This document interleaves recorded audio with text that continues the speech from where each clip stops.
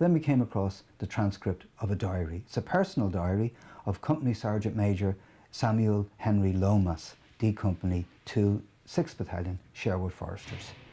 And in his diary he says that on the night of the 25th of April 1916 they actually stayed here.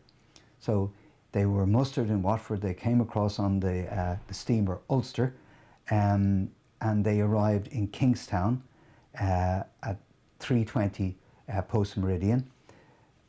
They were issued with rations, they were issued with ammunition, etc. And they set off, what he said, 1 a.m. So, well, it's the night of the 25th, but of course it's the early hours of the 26th, April 26th. At 1 a.m. the battalion moved off in the direction of Dublin. In fact, they're moving off from Kingstown, from the centre of Kingstown, just opposite the town hall in Kingstown, and they're moving off from there. 2 a.m. arrived at an industrial school for boys, 1.5 miles from Kingstown.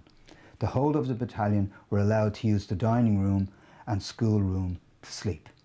Now, that's 1,000 soldiers. There's an awful lot of people to fit in the dining room and the school room to sleep, okay? And then he says next morning at 5 a.m. the men were very tired but cheerful, and that's when they had reveille. At 8 p.m. the whole place cleaned up, all the battalion paraded in companies in the playground ready to move off. An additional 20 rounds of ammunition per man issued, making 140 rounds per man. And here's the last little bit that's relevant to us. At 9 a.m. moved out through Kill en route for Dublin, D Company on the right flank. The country was difficult to make much headway owing to the many houses requiring searching. Owing to dikes and high walls, we got out of touch with battalion. 3 a.m. on arrival at Blackrock's, we have found our battalion had gone on.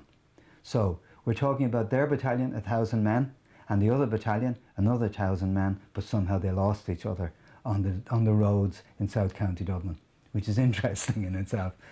If we were in countryside, which is what they trained for, they never would have lost each other, but they just weren't used to the urban setting. So there we go.